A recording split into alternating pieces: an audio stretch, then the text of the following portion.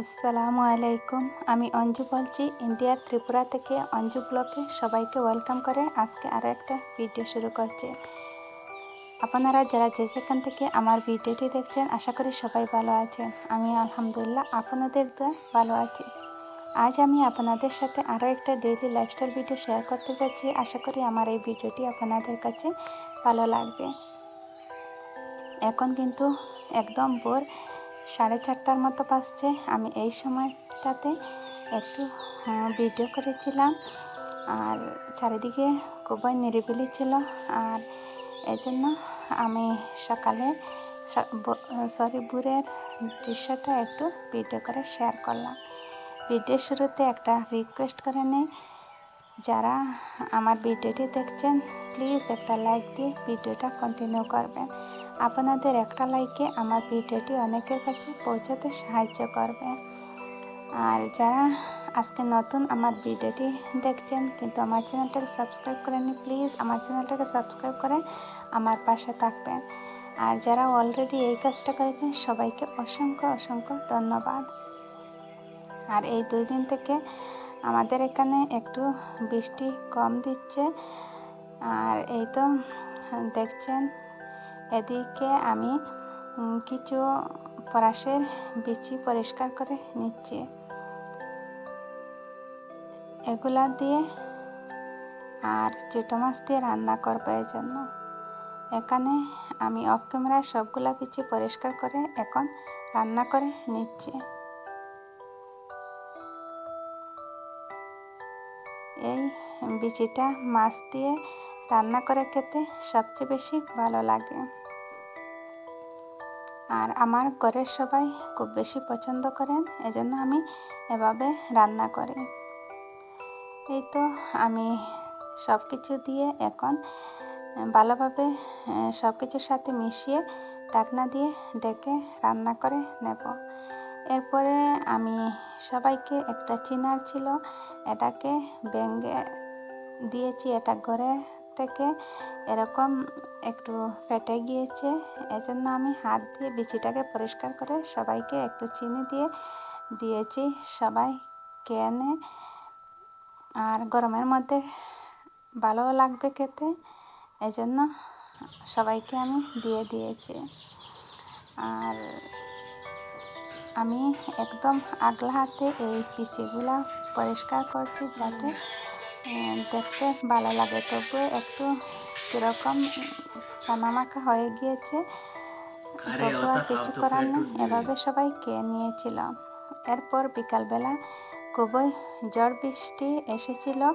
এই তো দেখতে পাচ্ছেন খুবই বাতাস দিচ্ছে, আর সাথে অনেক বৃষ্টি হচ্ছে। এভাবে হঠাৎ করে বিকালবেলা বৃষ্টি চলে এসেছিল। এই কয়েকদিন থেকে এত বৃষ্টি দিচ্ছে যে আমাদের চারিপাশে শুনেছি যে খুবই বন্যা হচ্ছে।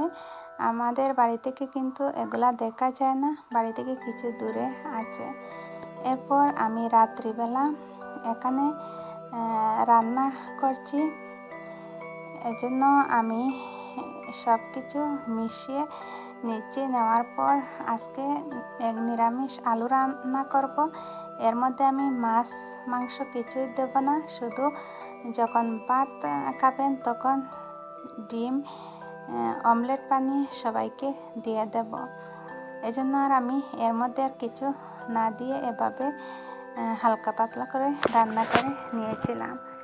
আর এই আলুটা খেতে খুবই মজা ছিল, আর খেতেও ভালো লেগেছিল। আর আমার ছেলেমেয়েও কিন্তু আলু রান্না করলে আর সাথে ডিম থাকলে হয়ে যায় আর খেয়ে নেয়। এটা কিন্তু পরের দিন আমি আজকে আমি এখানে আমাদের গাছ থেকে আজকে প্রথম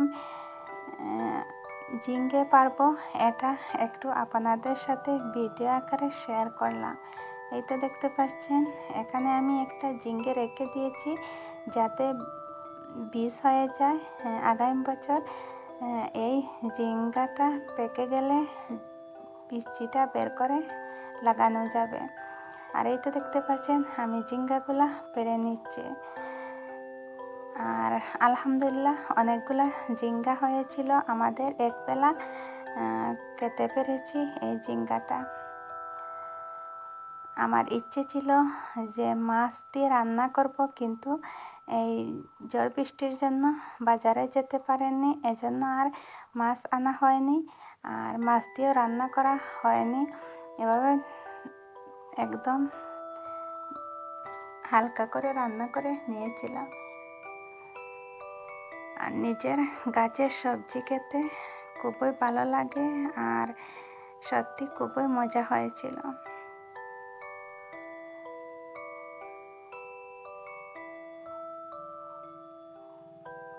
আর আমি গত 1-2 দিন ভিডিও দিতে পারিনি, কারণ আমার মোবাইলে এমবি ছিল না, এজন্য।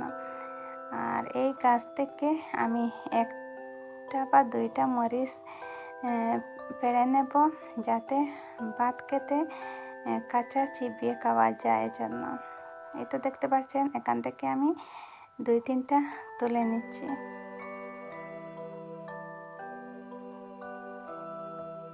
এরপর আমি ঘরে চলে এসেছি।